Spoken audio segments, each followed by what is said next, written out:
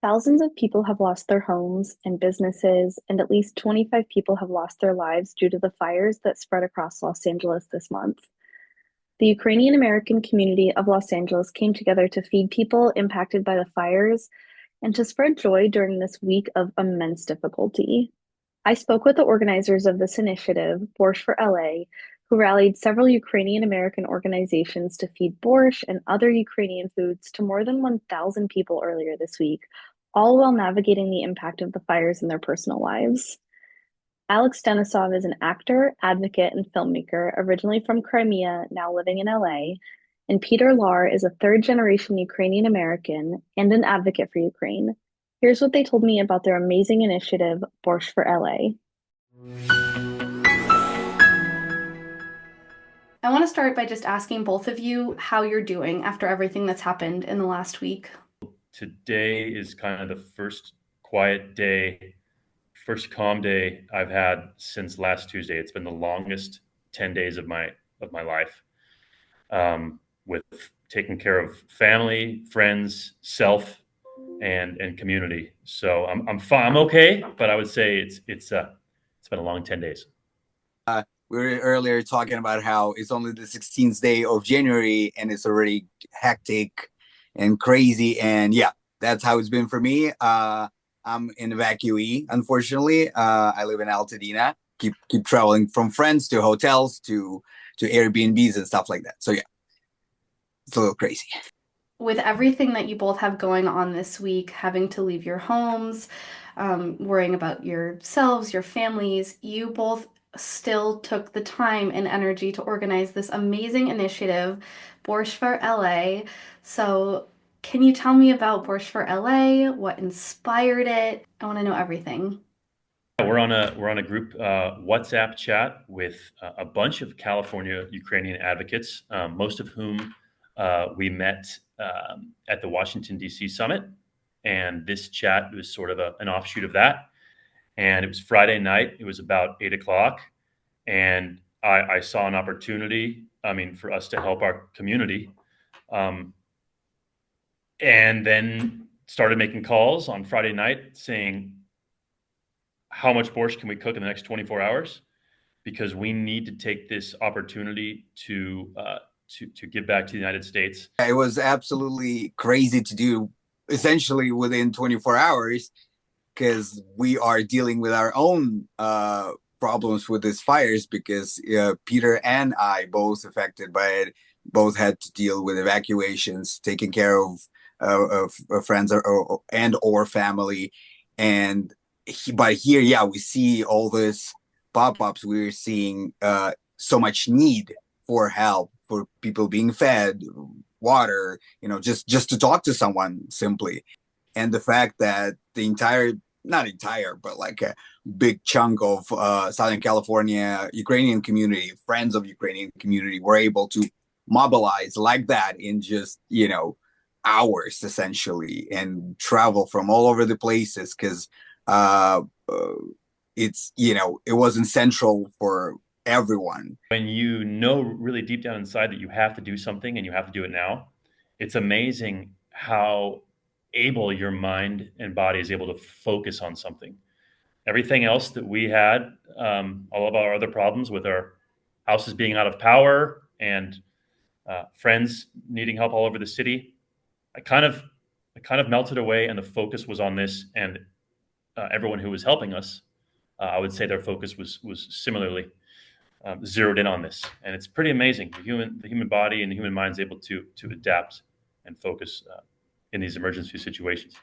Given the fact that all of you were, trying to figure out if you needed to evacuate your home and trying to stay safe yourselves, where and how did you cook all of this food? Rather than get everyone in one place and cook all day Saturday to serve Sunday, we figured, well, the next best option is just to call 10, 20 people and get everyone to cook separately. So we had people cooking in Los Angeles. We had people cooking in Orange County. We had people cooking from Ventura and San Diego. And everyone brought their borscht independently to one location on Sunday morning. And the troops just started marching in. People not only brought borscht, but they brought vareniki and all sorts of other Ukrainian food and drink. A Ukrainian restaurant in Los Angeles brought bags and bags of food. Borsch was originally kind of the idea and the main dish. We didn't anticipate, didn't even ask anyone for any other type of food. We're like, Borsch, it's, UNICEF heritage Ukrainian dish. It's big, it's known, and it's kind of the easiest to make in bulk, in big masses. So we're like, okay, we're gonna go with that. But Ukrainian, cuisine is so big and so versatile that it was impossible to just go with that. So a bunch of people were like, how about vareniki? How about chibureki, Crimean Tatar, delicious. It's essentially empanadas, but like fried with meat inside. It's just mouth watering. I'm from Crimea myself, so I've been eating those my whole life. Those are the best.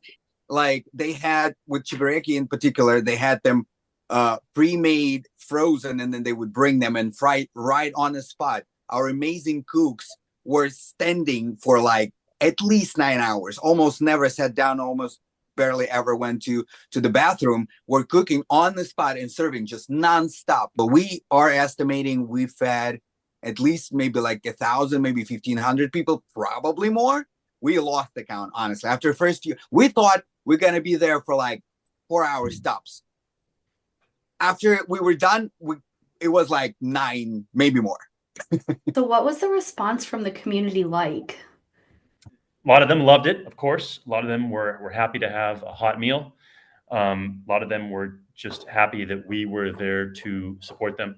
Absolutely incredible how much love, how much appreciation we got from that. They were like, you guys are suffering. You have disaster as bad or if not worse for 3 years, almost 3 years now, and you're here. You take care of others. We're like, yeah, that's what Ukrainians do. It doesn't matter. We'll take care of our stuff. Exactly. And we're going to go and help others as well. Zelensky offered to send firefighters here. They were sending them to Turkey. Was it last year or something? When they had their crazy fires. That's what Ukrainians do. And we love that. This is part of our DNA. This is part of our culture, our mentality. So that sense of community, that sense of collaboration, friendship, just all the humane things, especially now that it's so divisive and so kind of crazy around. This was so unifying and so just nice, We had some volunteers break out in dance to one of the Ukrainian folk songs, and at first I was like, "Oh man, this might not be the place or the right time to be dancing and laughing." But everyone gathered around and started clapping and cheering, and I was so happy to see that people needed it. People actually lifted some people's spirits, and they liked to see it. So that was really fun too. So I know that earlier we were joking about how, it's only 16 days into 2025 and it's already been one disaster after another. But, this was such a great example of Ukrainians and Ukrainian Americans coming together and, supporting each other in a time of need. Do you have any goals for the rest of 2025 to build on that momentum that you've built with the Los Angeles community? What we're working on now is going to be a project that we think might be maybe 10 times more impactful than Borsch for LA, and that's called the Ukrainian American Blood Drive. And we are kicking off on February 1st. And the project will be formally sort of endorsed and run by the American Coalition for Ukraine, the ACU. And this will be a blood drive that aims to break the existing record for a number of units of blood donated in any other single blood drive prior. And we think that if Ukrainians go out and give their blood and donate to the American Blood Bank, which is critically low at the moment, it will not only allow Ukrainians to get out and engage with Americans, but it will also show Americans, just as we serve hot borscht in times of disaster, we can actually come together nationwide and support even larger initiatives. And if we break the record's about 18,500 units of blood. Each unit of blood can save 3 lives. So if we get 20,000 Ukrainian Americans to give blood, that's 60,000 lives. We're encouraging every organization, even individuals, if they want to do it on their own and they have capability, they have places to do it.